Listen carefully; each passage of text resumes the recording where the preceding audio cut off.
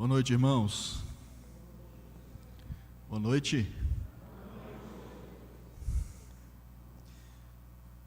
Hoje é um dia diferente,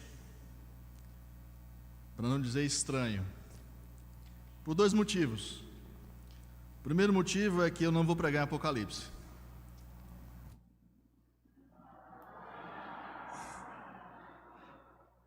Quando eu estava preparando esse sermão, eu me perguntei, será que eu ainda sei pregar em outra coisa, em outro livro? Será que eu vou ter que consultar os livros que eu estudava no seminário, como preparar um sermão? Essa foi minha dúvida. E é estranho por isso, porque nós já estamos há quase 2 anos expondo só Apocalipse. Aí pessoa está ficando doutor em escatologia, né? O segundo motivo é que esse sermão tem um tom de despedida.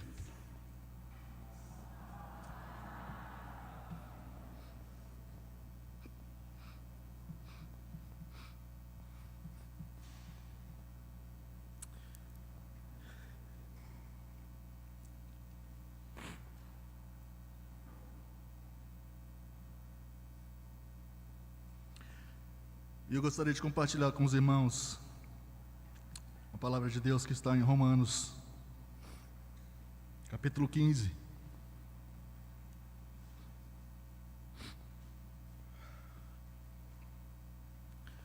Capítulo 15, versos 22 a 33.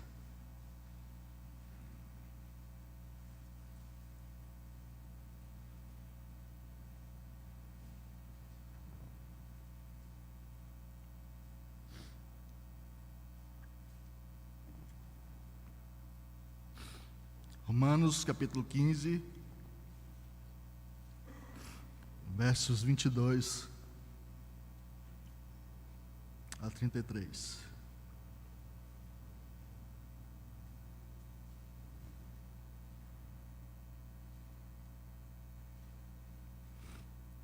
O texto diz assim: essa foi a razão porque também muitas vezes me senti impedido de ir visitá-vos. Mas agora, não tendo já campo de atividade nessas regiões e desejando há muito visitar-vos, penso em fazê-lo quando em viagem para a Espanha, pois espero que de passagem estarei convosco e que para lá seja por vós encaminhado, depois de haver primeiro desfrutado um pouco a vossa companhia. Mas agora estou de partida para Jerusalém a serviço dos santos, porque aprove a Macedônia e a Acaia levantar uma coleta em benefício dos pobres dentre os santos que vivem em Jerusalém. Isto lhes pareceu bem, e mesmo lhes são devedores, porque os gentios têm sido participantes dos valores espirituais dos judeus, devem também servi-los com os seus bens materiais. Tendo, pois, concluído isto, e havendo-lhes consignado esse fruto, passando por vós, irei à Espanha, e bem sei que, ao visitar-vos, irei na plenitude da bênção de Cristo. Rogo-vos, pois, irmãos, por nosso Senhor Jesus Cristo, e também pelo amor do Espírito, que luteis juntamente comigo nas orações a Deus a meu favor, para que eu me veja livre dos rebeldes que vivem na Judéia, e que este meu serviço em Jerusalém seja bem aceito pelos santos, a fim de que, ao visitar-vos, pela vontade de Deus, chegue à vossa presença com alegria e possa recrear-me convosco, e o Deus da paz seja com todos vós. Amém. Queridos, o fio condutor de toda essa epístola que Paulo envia à igreja de Roma é o capítulo 1, versos 16 e 17, e que já foi tão explorado, inclusive, nesse mês da Reforma. E nós ouvimos muito a respeito desse texto, capítulo 1, versos 16 e 17, que diz: pois não me envergonho do Evangelho, porque é o poder de Deus para a salvação de todo aquele que crê, primeiro do judeu e também do grego, visto que a justiça de Deus se revela no Evangelho de fé em fé, como está escrito, o justo viverá pela fé. Esse é o fio condutor que Paulo vai utilizar para escrever todo o seu argumento até o final. E ele expõe a cada capítulo de Romanos baseado nessa verdade que ele disse do capítulo 1. E ele vai então dizer que a partir dessa declaração de que o justo viverá pela fé, Paulo vai tecendo toda essa epístola demonstrando que há uma necessidade urgente de que mais pessoas saibam que o justo viverá tão e apenas somente pela fé, não por obras, mas pela graça e por aquilo que o Espírito Santo nos capacita a viver segundo o seu poder. Então, de maneira bem resumida, não expondo toda a argumentação que Paulo vai dizer e vai defender durante essa epístola, Paulo, usando o justo viverá pela fé, ele começa dizendo que a ira de Deus, ela se revela do céu contra toda injustiça. Já nos primeiros capítulos Paulo vai dizer isso. E ele vai dizer que todos pecaram e carecem da glória de Deus e que não há nenhum justo, nenhum sequer. Perceba que o eco de o justo viverá pela fé está sempre acompanhando a exposição de Romanos. O justo viverá pela fé. Aquele que foi justificado vive pela fé. E aí Paulo caminha de novo nessa argumentação e ele diz que após a conversão nós temos paz com Deus. Não é simplesmente uma paz transitória, mas é paz definitiva com Deus.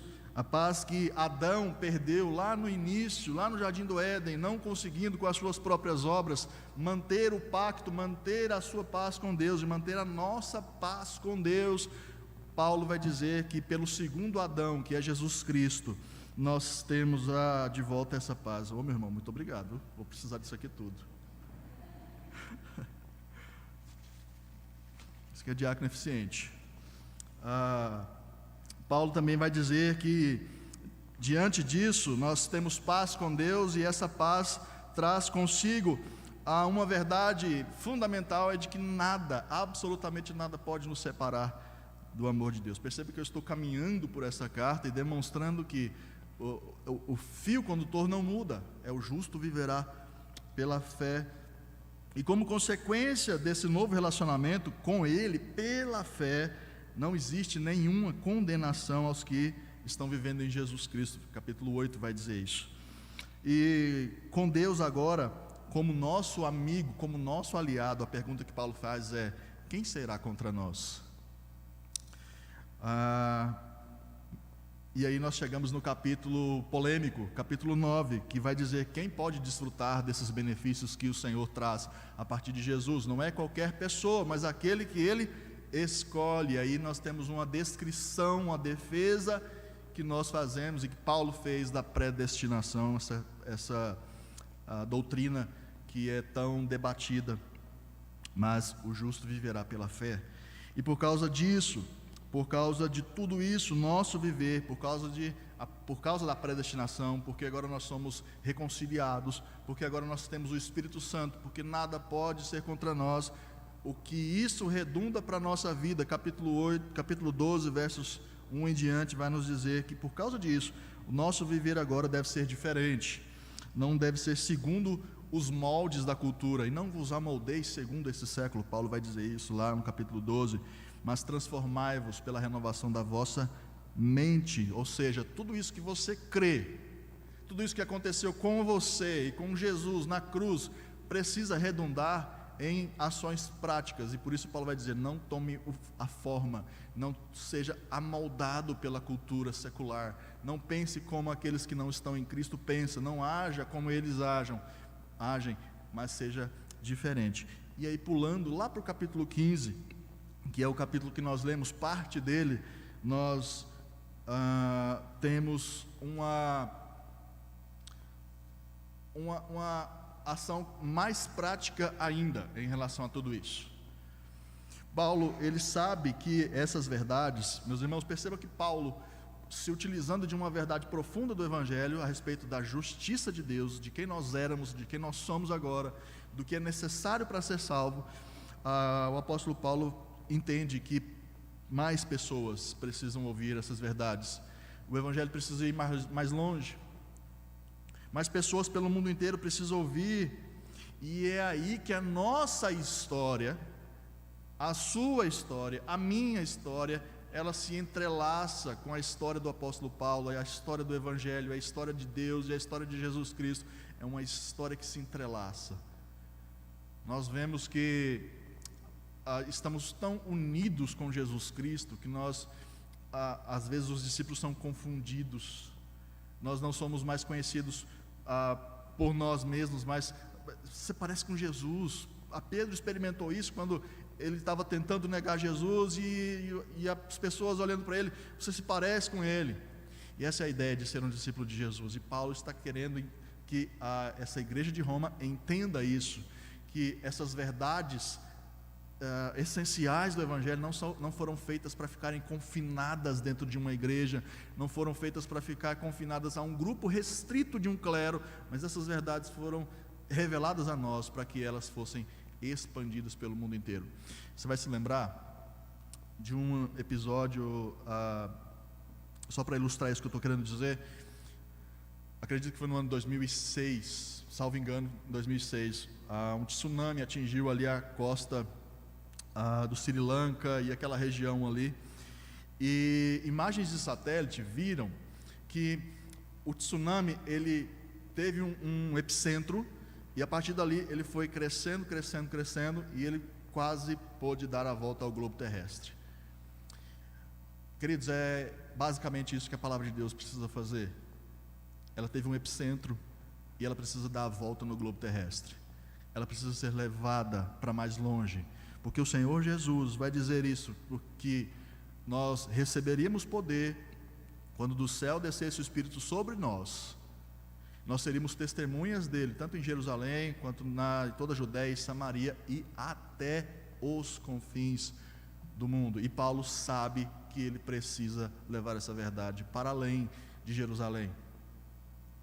E Paulo, então, a pergunta que nós fazemos é como ele vai fazer isso. Paulo estava planejando fazer isso, a pergunta é como ele vai fazer. E é exatamente o que esse capítulo 15, versos 22 em diante, vai nos mostrar. Por isso que essa mensagem hoje,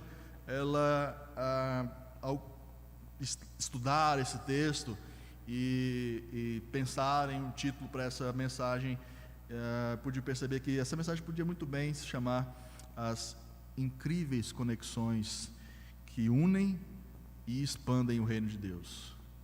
Por que eu chamo isso de incríveis conexões? Irmãos, uma igreja que está localizada em Roma, se conectando com a igreja que está em Jerusalém, que se conectam com igrejas da Macedônia, que se conectam com a igreja da IPSU, que se conectam com as igrejas do mundo inteiro. Isso é incrível. Esse poder só tem o Evangelho, e nós fazemos parte dessa história que Deus está contando. Nós, alguns teólogos chamam a igreja atual de Atos 29, é a continuidade de Atos capítulo 28, é onde o encerramento ali do livro, mas a obra de Deus não está parada, ela está se movimentando e crescendo. E a pergunta é, como é que essa obra se expande? E é exatamente isso que Paulo vai fazer. Vai nos mostrar como ele vai expandir essa obra até a Espanha.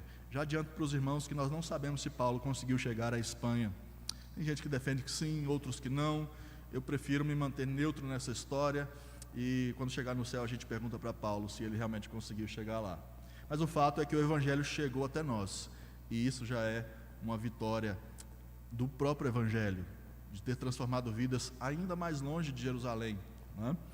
Então, expondo já essa passagem, o versículo 22 até o versículo 24, Paulo ele explica o motivo pelo qual ainda não visitou aquela igreja. Ele ainda não tinha visitado aquela igreja, não foi Paulo que plantou a igreja de Roma, e ele ainda, apesar do desejo no seu coração de estar ali visitando eles, havia algumas razões pelas quais impediram o apóstolo Paulo de ir até eles, e as razões se encontram no mesmo capítulo 15, versos 18 a 21, olha aí, por que Paulo ainda não foi visitar aqueles irmãos? Capítulo 15, 18 a 21 diz assim: porque não ousarei discorrer sobre coisa alguma, senão sobre aquelas que Cristo fez por meu intermédio, para conduzir os gentios à obediência por palavra e por obras, por força de sinais e prodígios pelo poder do Espírito Santo, de maneira que desde Jerusalém e circunvizinhanças até ao Ilírico tenho divulgado o Evangelho de Cristo, esforçando-me deste modo por pregar o Evangelho, não onde Cristo já for anunciado, para não edificar sobre fundamento alheio. Até aqui. Queridos, o apóstolo Paulo não visitou aquela igreja porque o seu local de trabalho designado por Deus era outro. Paulo tinha uma ética ministerial que o levava a buscar campo de trabalho ou buscar evangelizar onde Cristo ainda não havia sido evangelizado, ou Cristo não havia sido pregado. E ele entende que em Roma Cristo já havia sido pregado, tanto que essa igreja já estava lá. E Paulo, então, com essa ética ministerial de expandir o reino, ao invés de pregá-lo onde ele já tinha sido pregado, vai para uma outra região chamada Ilírico. Ou seja, ele começa em Jerusalém e ele vai se expandindo para outras regiões onde o evangelho ainda não tinha sido pregado. E é por isso que ele diz que não teve chance de estar com aqueles irmãos, justamente porque o seu campo de atuação, e lembrando que Paulo se dedicava quase que integralmente a isso, era outra região. O seu campo era outro, o seu foco era outro, o seu ministério era outro, mas agora Paulo entende que chegou o momento. Logo em seguida, no versos 23 e 24, Paulo já entende que já estava na hora de visitar aqueles irmãos, porque ele diz: mas agora, não tendo já campo de atividade nessas regiões e desejando há muito visitar-vos, penso em fazê-lo quando em viagem para a Espanha. Paulo já sabe que precisa expandir o reino, como nós já dissemos, pregar mais longe de Jerusalém. Paulo precisa ir até os confins do mundo, como a própria profecia de Jesus diz, até os confins da terra. E Paulo entende que ele precisa fazer isso. A questão nesse momento é como ele vai. Como é que Paulo vai chegar até os confins do mundo? E eu imagino que Paulo estivesse em uma situação onde ele estava fazendo planos para isso. Qual vai ser a logística? Como é que nós vamos conseguir recursos para que o reino de Deus chegue até a outra parte da Europa? Como é que nós vamos fazer isso? E às vezes a gente pode até pensar que Paulo e Tiago estão de novo em oposição, porque Tiago vai dizer: como é que você pode dizer o que você vai ser? Você vai lá, daqui a um ano, nós vamos fazer isso ou aquilo. E Tiago tem essa questão de você fazer planos e não colocar isso diante de Deus. E a gente pode pensar que Tiago está dizendo: só vai, pega a mala e vai na fé. Tiago não está dizendo isso.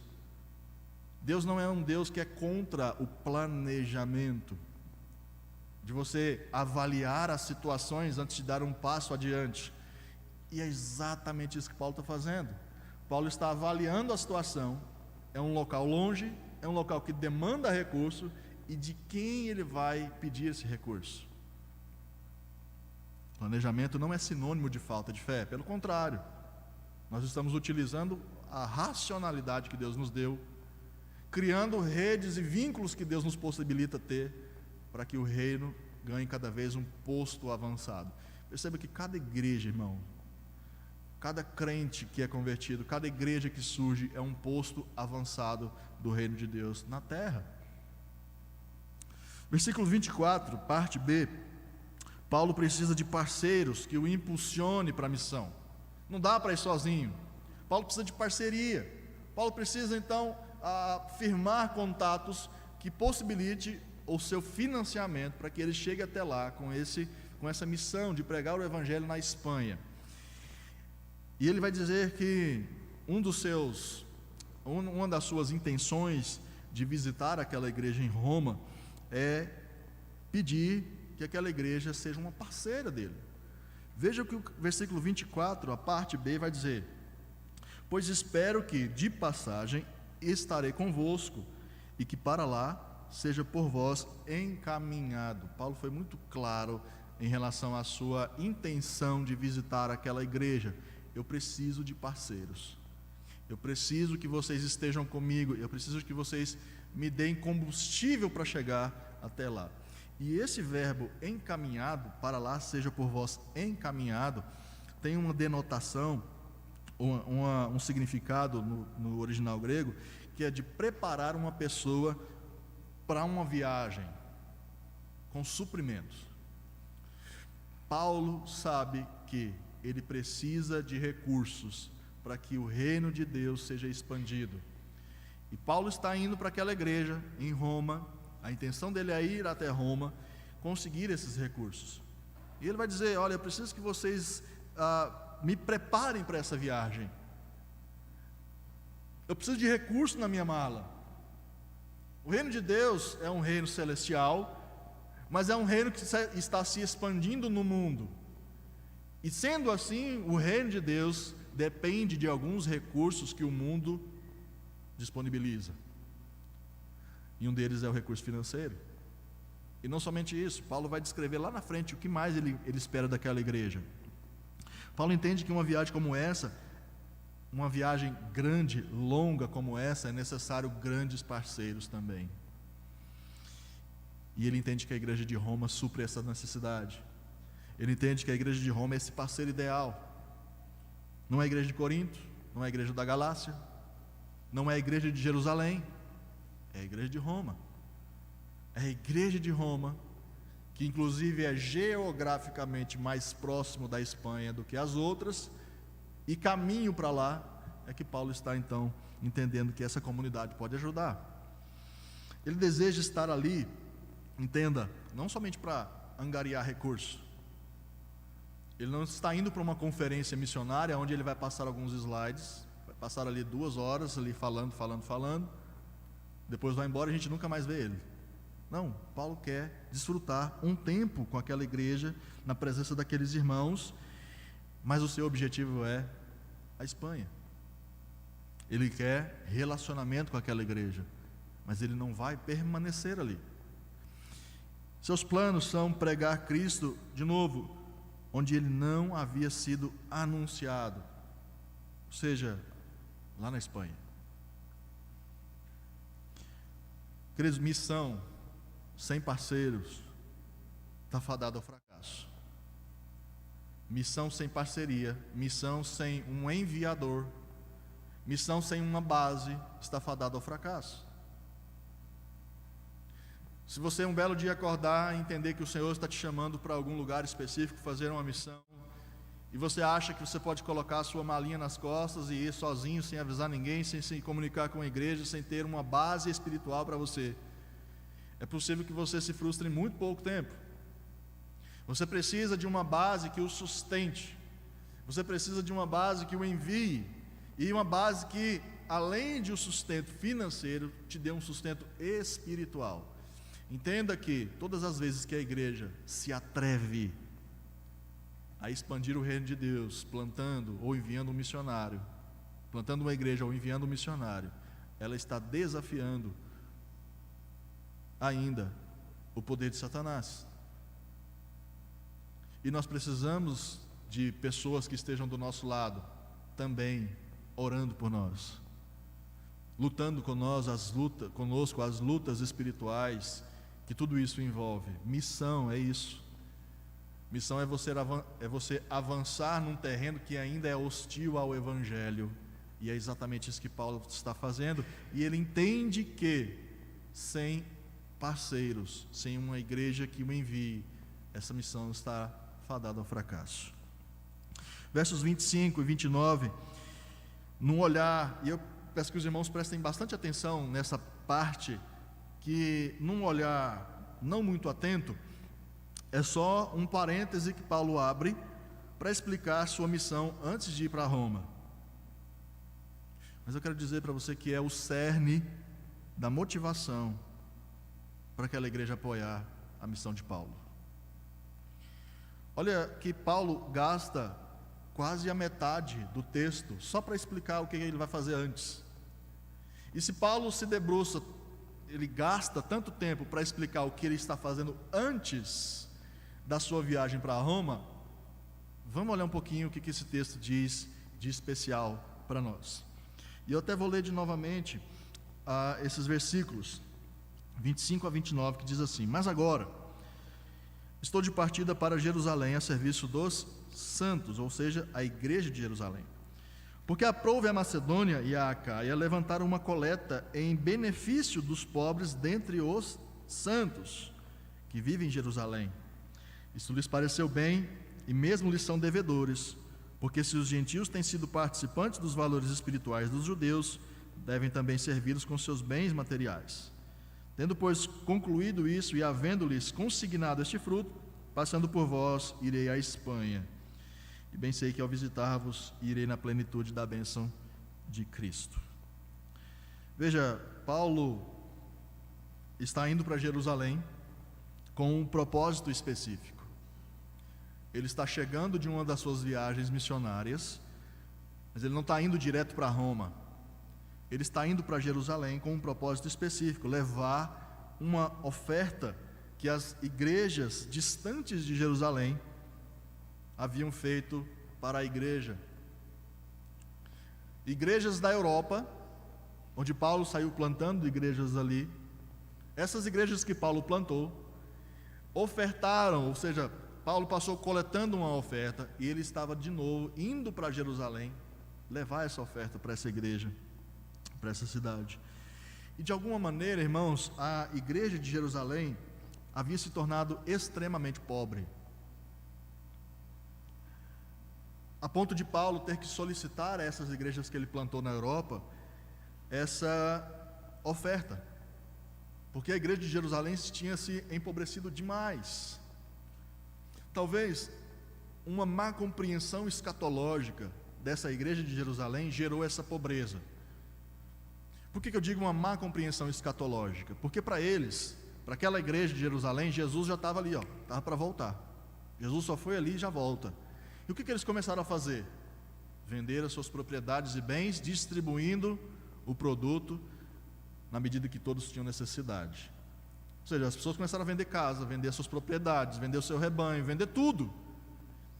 Só que a volta de Jesus não estava tão perto assim. E isso fez com que a igreja sofresse muito, ela se empobrecesse. E Paulo percebeu isso. E ele então passa a percorrer aquelas regiões para coletar essa oferta. E ele está levando de volta essa oferta para lá. Então, as igrejas gentílicas, quando a gente fala igreja gentílica, são igrejas que estão fora de Jerusalém. Quando a gente fala os gentios, são pessoas fora da comunidade de Israel. Nós somos gentios, do ponto de vista cerimonial de Israel. Então essas igrejas gentílicas ofertaram para a igreja de Jerusalém. Mas vejamos então, como é que foi esse processo? Como as igrejas que Paulo plantou na Europa receberam esse pedido do apóstolo para ajudar essa igreja empobrecida de Jerusalém. E eu peço que você abra sua Bíblia em 2 Coríntios, capítulo 8, versos 1 a 5. 2 Coríntios, capítulo 8, versos 1 a 5. E vamos ver como essas igrejas reagiram com o pedido do apóstolo Paulo. Também, irmãos, vos fazemos conhecer a graça de Deus concedida às igrejas da Macedônia, porque no meio de muita prova de tribulação manifestaram abundância de alegria, e a profunda pobreza deles superabundou em grande riqueza de sua generosidade, porque eles, testemunho eu, na medida de suas posses e mesmo acima delas, se mostraram voluntários, pedindo-nos com muitos rogos a graça de participarem da assistência aos santos. E não somente fizeram como nós esperávamos, mas também deram-se a si mesmos primeiro ao Senhor, depois a nós, pela vontade de Deus. Irmãos, aquelas igrejas acolheram com tanta alegria a possibilidade de ajudar a igreja de Jerusalém, que Paulo está dizendo que eles também eram pobres, mas eles superabundaram em voluntariado, e eles quiseram ofertar. Eles estavam pedindo, eles estavam rogando para Paulo: deixa a gente ajudar, deixa a gente fazer parte dessa obra, nós queremos participar ativamente dessa ajuda, permita que a gente faça isso. Talvez Paulo estivesse dizendo: irmãos, vocês estão doando demais, Vocês estão indo além das forças que vocês têm, mas eles estavam dizendo: não, nós queremos participar disso. E foi assim que Paulo foi surpreendido, talvez, com essa disposição desses irmãos da igreja da Macedônia. Mas eu disse que esses versos 25 a 29 eram o cerne da motivação que Paulo utilizou para Roma apoiar a sua viagem. Aparentemente, alguns versículos que são um parêntese que Paulo abriu, explicando por que ele não está indo ainda para Roma, mas é o cerne da motivação para que a igreja de Roma seja sua parceira.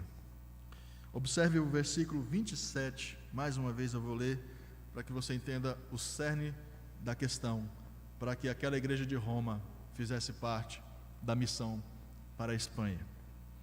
Verso 27 diz assim: isto lhes pareceu bem, e mesmo lhes são devedores, porque se os gentios têm sido participantes dos valores espirituais dos judeus, devem também servi-los com os seus bens materiais. Esse é o cerne da questão. As igrejas macedônias se sentiram em débito com a igreja de Jerusalém. E a parte B do versículo é de fato esse cerne. A parte B do versículo é: porque se os gentios têm sido participantes dos valores espirituais dos judeus, devem também servi-los com seus bens, com os bens materiais. Queridos, a forma de expressão de gratidão por eles desfrutarem de bênçãos espirituais era com cuidado material. Paulo está dizendo que os gentios, os fora de Israel, tinham uma dívida com a igreja de Jerusalém, porque eles desfrutavam de bênçãos vindas de lá. Ora, e de que bênção Paulo está dizendo? Que bênção é essa que a igreja de Roma e todas as igrejas gentílicas estão desfrutando e que vem de Jerusalém, do epicentro da propagação do Evangelho? Nos lembremos de novo, capítulo 1, versos 16 e 17. Abra sua Bíblia lá para que nós leiamos todos juntos dessa vez. Versos 16 e 17 do capítulo 1. Vamos ler qual é a base dessa gratidão que as igrejas da Macedônia nutriam pela igreja de Jerusalém. Leiamos: pois não me envergonho do Evangelho,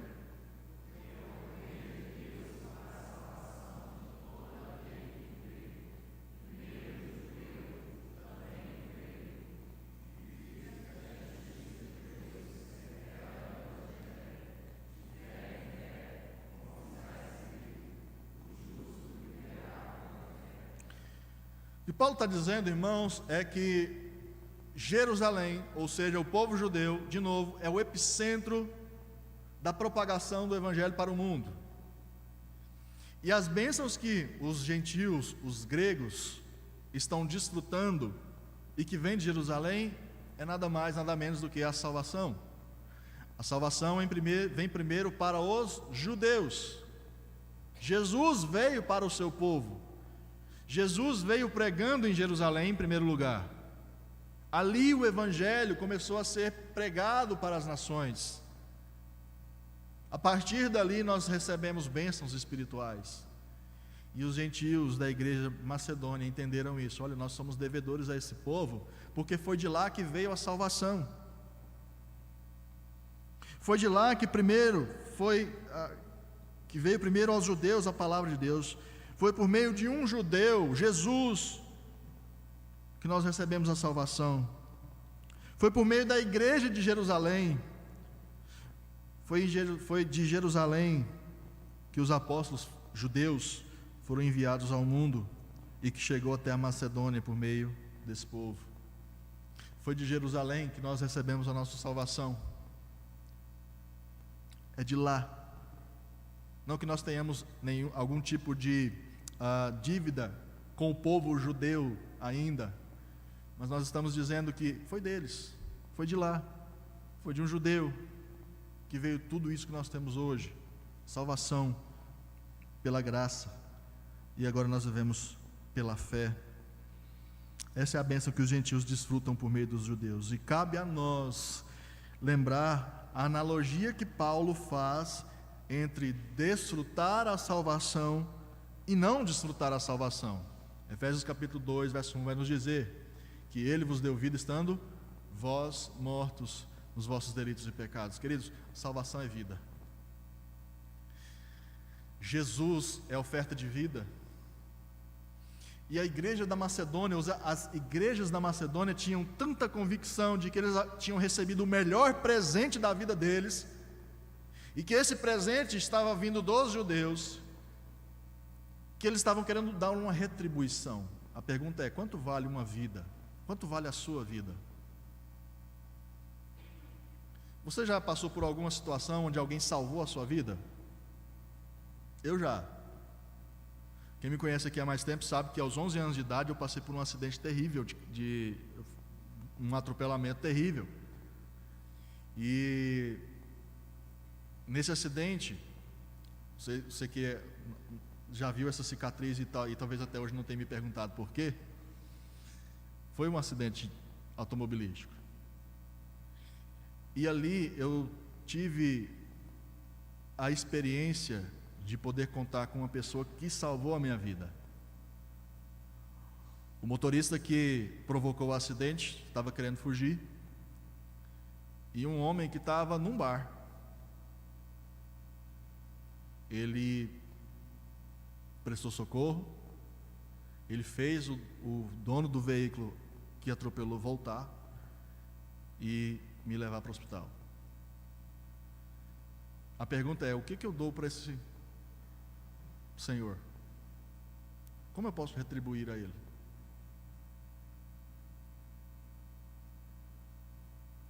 As igrejas da Macedônia estavam com essa questão: como é que eu retribuo a bênção de receber a vida? Qual é o preço que eu pago? Como eu posso ajudá-lo? Eu tenho uma dívida. E é exatamente isso o que fundamenta a ajuda que eles querem enviar para essa igreja de Jerusalém. O que os macedônios fizeram foi expressar gratidão àqueles crentes judeus por meio dos quais o evangelho tinha chegado até eles. Se não fosse através deles, o evangelho não tinha saído de lá. Se não fosse através deles, nós não tínhamos ouvido o evangelho aqui. E isso gera uma certa dívida que Paulo está dizendo que existe sim.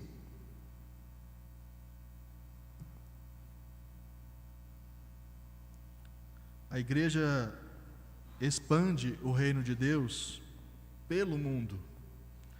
E justamente por isso ela precisa de estruturas do mundo.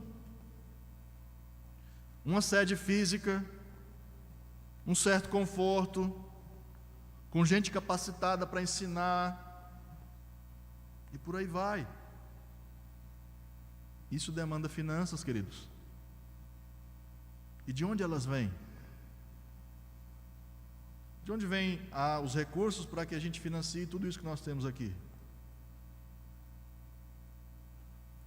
Dizer que ama a Cristo e não sustentar financeiramente a sua noiva, que é a igreja, são meras palavras ao vento. Você dizer que ama Jesus e não estar disposto a sustentar a sua igreja com os seus bens, com as suas finanças, são meras palavras ao vento que você está dizendo. Versículos 28 a 29, Paulo diz que tipo de atitude ele espera daquela igreja. Ele vai consignar essa oferta em Jerusalém, e por isso ele deseja encontrar em Roma uma igreja que entendeu o seu chamado para participar da sua missão. Ele diz: olha, eu estou indo para Jerusalém, eu estou indo consignar esse fruto a eles, e quando eu voltar, e quando eu estiver indo a vocês, eu gostaria que vocês tivessem entendido a dinâmica do reino de Deus. A palavra consignar talvez seja melhor traduzida por selar. Paulo quer selar este fruto na igreja de Jerusalém. E o que ele quer dizer quando ele diz eu quero selar esse fruto em Jerusalém. Ele quer garantir que aquela oferta chegue ao seu propósito. Quando Paulo está dizendo selar, é garantir, é colocar uma segurança de que aquela oferta vai chegar para o fim determinado, que é ajudar a igreja de Jerusalém. Aí sim, após concluir a sua obra na igreja judaica, ele vai mudar de rumo e ir para Roma e para a Espanha. Mas além do financiamento e da comunhão com os fatores, como fatores que dependem da missão à Espanha, Paulo pede algo mais. Paulo não está aqui só pedindo oferta. Paulo não quer só recurso financeiro. E os versículos 30 a 33 vão nos dizer o que Paulo quer também dessa igreja. Roma também deve estar com Paulo em oração. Perceba que aqui não é um jogo de o que é mais importante. Recurso financeiro não é mais importante do que recurso espiritual. Paulo não colocou aqui o seu pedido de oração por último, por ser menos importante. Na verdade, pode parecer, ou pode ser até mais do que o recurso financeiro. Mas perceba o que Paulo vai dizer nesses versículos. Rogo-vos, pois, irmãos, ou seja, depois de tudo isso que eu falei para vocês, o que eu gostaria de encontrar aí? Por nosso Senhor, rogo-vos, pois, irmãos, por nosso Senhor Jesus Cristo e também pelo amor do Espírito, que luteis juntamente comigo nas orações a Deus a meu favor. Por que Paulo coloca nesses termos? Vocês têm que lutar comigo. Entenda, Paulo não disse que eles precisavam lutar com ele em angariar recurso financeiro. Paulo não usou essa expressão quando ele pediu que aquela igreja o estivesse encaminhando para lá, e o encaminhando aqui é também com recurso financeiro. Ele não usou a palavra lutem comigo nisso. O que ele usou agora é mais expressivo, porque ele está dizendo: olha, eu preciso que vocês lutem comigo nas orações, sejam meus aliados nesse momento, porque o que me espera em Jerusalém não é tão bom, não é tão agradável. E a pergunta é: o que espera Paulo ali? Ele vai dizer: para que eu me veja livre dos rebeldes que vivem na Judéia, e que este meu serviço em Jerusalém seja bem aceito pelos santos. Por duas coisas Paulo está pedindo que aquela igreja se una a ele. Primeiro, que Paulo não seja violentado pelos inimigos judaizantes quando chegar a Jerusalém. Segundo motivo, que a igreja ali naquela cidade receba bem aquela oferta. Paulo sabe que não vai ser fácil chegar ali com aquela oferta, irmãos. Não vai ser fácil chegar ali naquele momento com aquela oferta para aquela igreja, por dois motivos. Ele era caçado pelos judaizantes, e judaizante é diferente de ser um judeu. O judaizante era aquele líder religioso, era aquele fariseu religioso que, revoltado contra Paulo, que também era um fariseu, mas agora convertido, o judaizante era aquele que causava problema para Paulo. Paulo, quando estava em viagens missionárias pela Europa, pela Macedônia, ele sofreu perseguição desses judaizantes, que eram aqueles antigos aliados de Paulo, religiosos, fariseus, que agora, irados com ele, porque ele estava pregando Jesus, estavam causando muito problema para o apóstolo Paulo. Inclusive, Paulo tem que escrever uma carta para a igreja da Galácia, ou seja, a carta aos Gálatas, para se defender e para defender aquela igreja do ataque dos fariseus, dos judaizantes. Ou seja, eram os judeus radicais que não queriam que os gentios ouvissem a palavra e se convertessem a Jesus. E Paulo está dizendo: olha, esses rapazes, esses homens, eles querem a minha morte. E eu rogo a vocês que estejam orando por mim, porque eu sei que quando eu pisar em Jerusalém, o negócio não vai ficar bom. Eles vão querer me matar ali. Esse é o primeiro motivo. O segundo motivo também é esse resquício de judaísmo fundamentalista que ainda havia na igreja. Porque Paulo vai dizer: olha, eu preciso que vocês orem comigo, porque aquela igreja pode não receber bem essa oferta. E a pergunta é: mas como é que alguém não recebe bem uma oferta? Como é que alguém, em sã consciência, passando por uma situação de pobreza, vê uma oferta chegando e não vai aceitar? O texto que o reverendo Wellington leu aqui, durante a ceia, é um exemplo. Pedro recebe uma visão de Deus dizendo: vai na casa de Cornélio, prega o evangelho para ele e para sua família. E quem era Cornélio? Um gentil. E Pedro, com muita relutância, vai lá. Quando ele chega na casa de Cornélio, ele no ápice, talvez, ouso dizer, tá? Isso aqui ninguém está dizendo, sou eu que estou inferindo. Num ápice de arrogância, Pedro chega naquela casa e diz: vocês sabem que não era para eu estar aqui, né? Vocês sabem que eu não devia estar aqui. Eu sou judeu. Vocês são gentios. E aí depois Pedro vai consertar isso. Mas aprove e tal. Esse era o resquício de mentalidade judaizante que ainda tinha na igreja de Jerusalém. Uma certa aversão ao que vinha dos gentios. E Paulo está dizendo: olha, tomara que eles recebam bem essa oferta, porque é para a ajuda deles, mas vem dos gentios. Então perceba que os gentios entenderam que é uma via de mão dupla. A bênção da salvação vai, mas a bênção material também vem. Há um processo aqui acontecendo. Há movimentos de uma rede quase que invisível acontecendo, e que está suprindo o reino de Deus, e que está suprindo as igrejas empobrecidas, e que está fazendo com que o reino se expanda. E Paulo pede para aquela igreja de Roma se alie a ele nessa condição. E eu acho interessante o que ele diz no versículo 29, e eu encerro aqui a exposição e faço algumas conclusões. Versículo 29 diz assim: bem sei que ao visitar-vos, irei na plenitude da bênção de Cristo.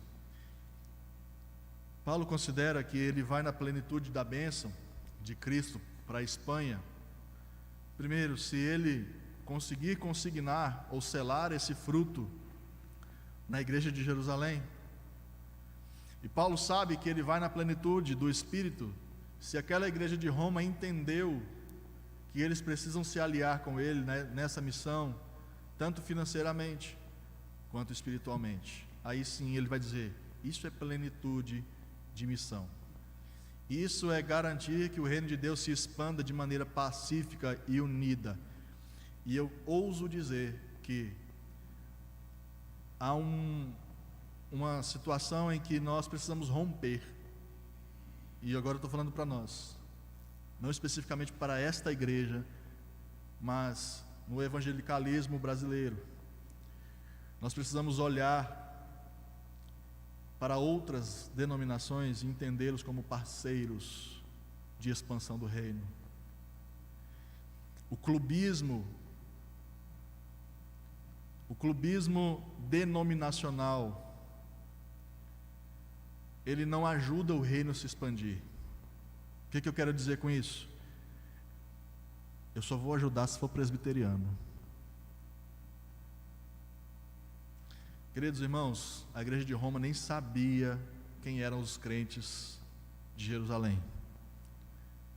As igrejas da Macedônia nem sabiam o nome dos diáconos, talvez, que estavam ali em Jerusalém. E vice-versa. Podemos dizer hoje que eram denominações diferentes, mas que se uniram para que o reino de Deus pudesse se expandir. Quando a gente fala em parcerias missionárias, precisamos entender que o reino de Deus não é IPB. O reino de Deus não é a Assembleia de Deus. O reino de Deus transcende a IPB, transcende a Assembleia de Deus, transcende os batistas, transcendem as outras denominações que são fiéis a Ele. Porque lá no céu não vai haver templo presbiteriano, não vai haver templo batista, não vai haver templo assembleiano. Seremos todos um. E por que não sermos um aqui?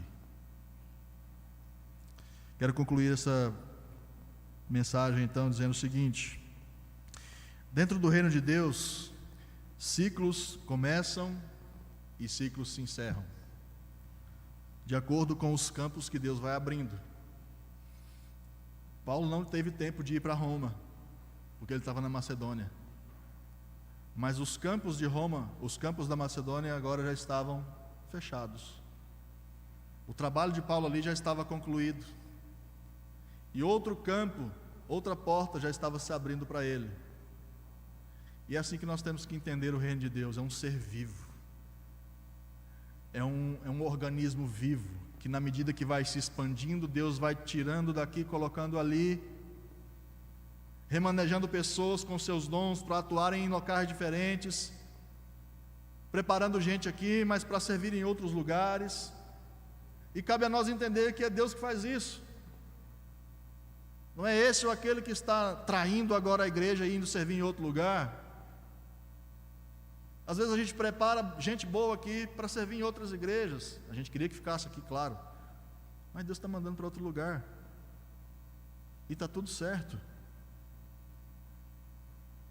O reino de Deus tem essas dinâmicas de apresentar chamados específicos para pessoas para servirem em outros lugares. Segunda conclusão que eu faço, além dessa, de que ciclos começam e ciclos se encerram. Segunda conclusão que esse texto me traz e traz para nós é que o reino de Deus é como uma grande teia que se entrelaça em interdependência. Uma igreja nascendo por meio do esforço de outra mais forte. Perceba que Roma poderia ser considerada a mãe da igreja da Espanha. Uma igreja, queridos, ela só nasce se tiver uma mãe. Uma igreja só nasce e se solidifica se tiver uma mãe.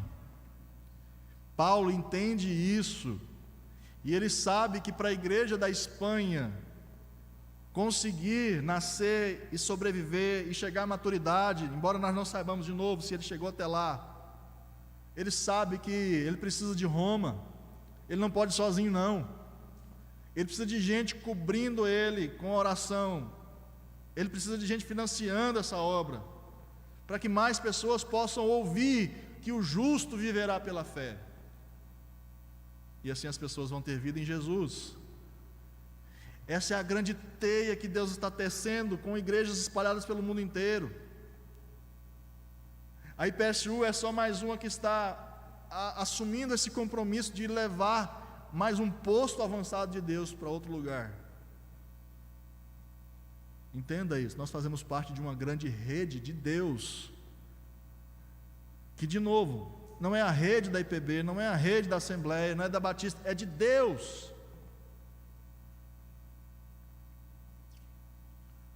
Terceira aplicação e conclusão que eu faço nesse momento é que você precisa participar financeiramente da expansão e do fortalecimento da obra missionária na sua igreja local.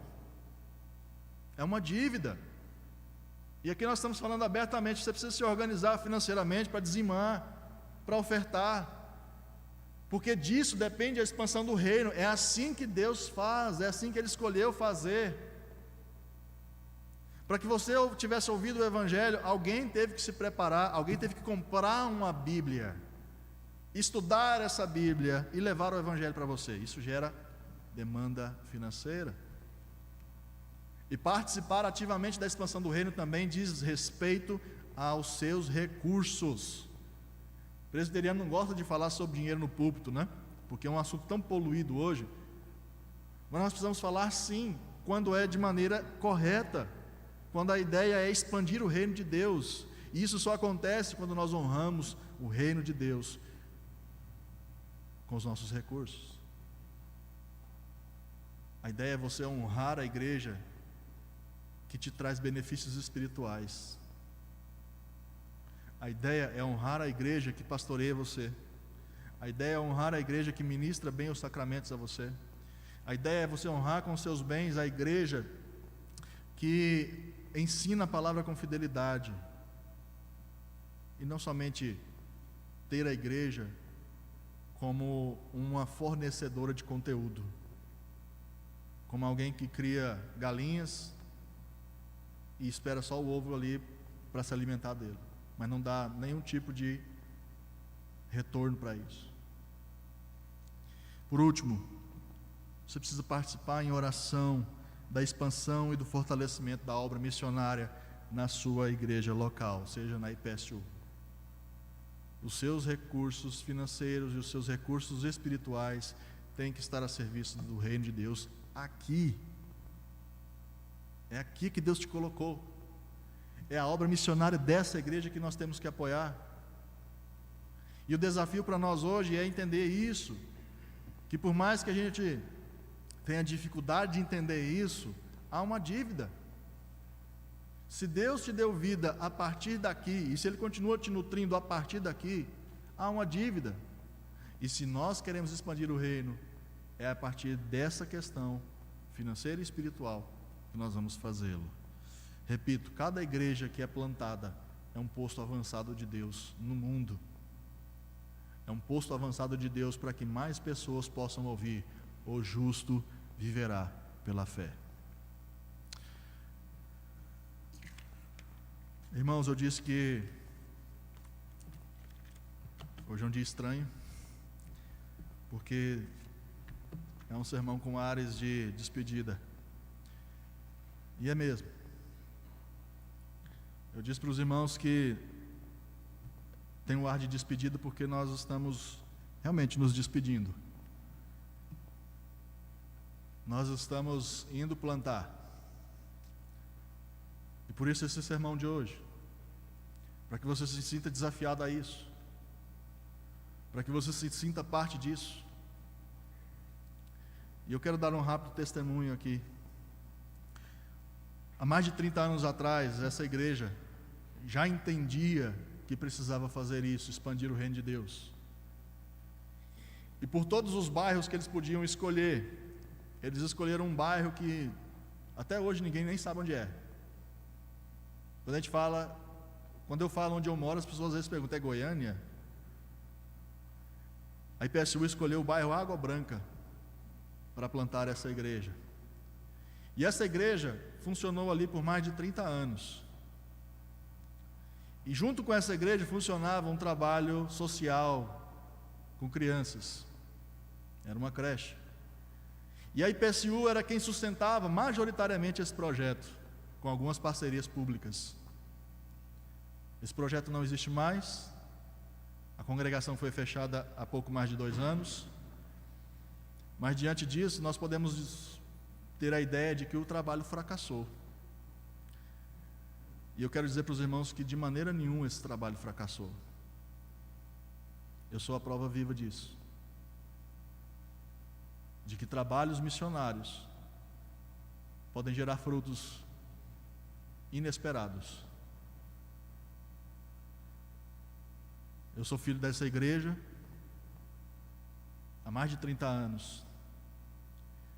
Essa igreja acreditou em mim quando, aos 10 anos de idade, eu percebi que eu poderia ajudar na igreja, na música, tocando bateria. Essa igreja me financiou. Essa igreja entendeu que eu estava apto, em algum momento, a fazer a minha pública profissão de fé. E eu o fiz aqui, assim como o batismo. Essa igreja entendeu que poderia ser o meu suporte quando eu casei. E essa igreja me acolheu com a minha esposa. Essa igreja entendeu que num belo dia alguém chega e diz que quer ir para o seminário porque entende que tem um chamado pastoral. E talvez nem eu mesmo tinha tanta convicção quanto esse conselho entendeu que eu tinha. E eles prontamente disseram: a gente vai te enviar. Essa igreja entendeu que me enviando para o seminário, eu ia precisar de recurso. E eles me sustentaram integralmente. Essa igreja entendeu que eu poderia pastoreá-la. E é engraçado porque Eu costumava brincar com a dona Milka. A senhora me pastoreou. E hoje eu sou seu pastor. Por que uma igreja faz isso? Por que uma igreja me deixa alguém que cresceu no seu seio, acredita nisso, acredita no seu chamado, traz alguém para pastoreá-la? E por que essa igreja agora está acreditando que eu serei um bom pastor nessa igreja que está nascendo? Irmãos, não há mais explicação para o que essa igreja está fazendo. Se os irmãos entenderem a estrutura que nós estamos montando no Conjunto Riviera e todo o recurso que esse conselho está aplicando nessa obra, vocês vão entender o que eu estou dizendo. É uma igreja que sempre acreditou. E eu quero aqui expressar minha gratidão publicamente a cada irmão do conselho, a cada membro dessa igreja que está acreditando nessa obra, que está dizendo: você tem a nossa bênção, nós vamos te sustentar, nós vamos te cobrir com a nossa oração. E assim como Paulo, eu estou indo na plenitude do Espírito Santo, entendendo que o meu ciclo aqui se encerra,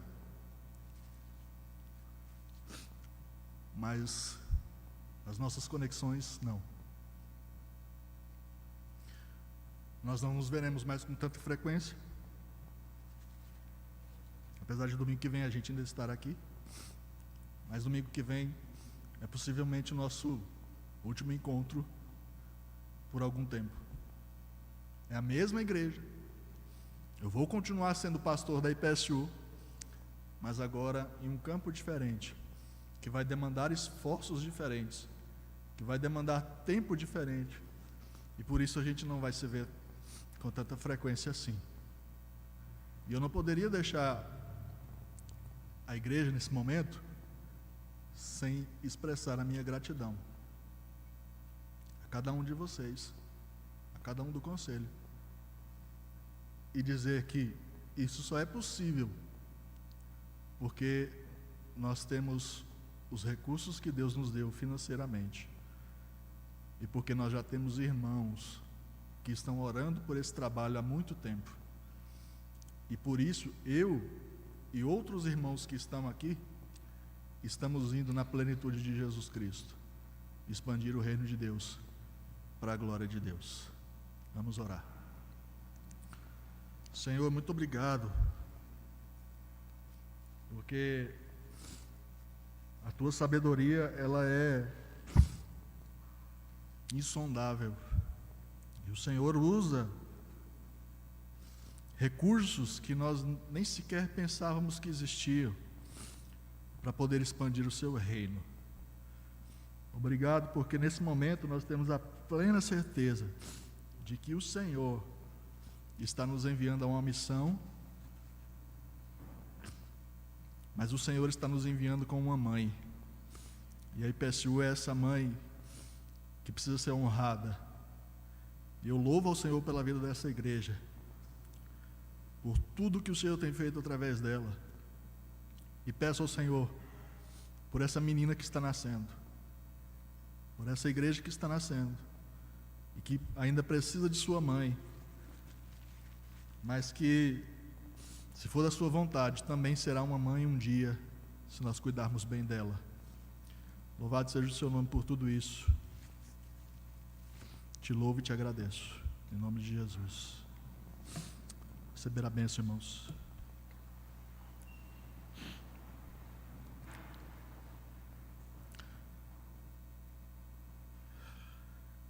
Igreja do Senhor Jesus, que você receba nesta noite, ao final deste culto, e para todo sempre, para a sua semana que começa, o amor, a paz, as ternas consolações e o encorajamento do Pai, do Filho e do Espírito Santo. Amém.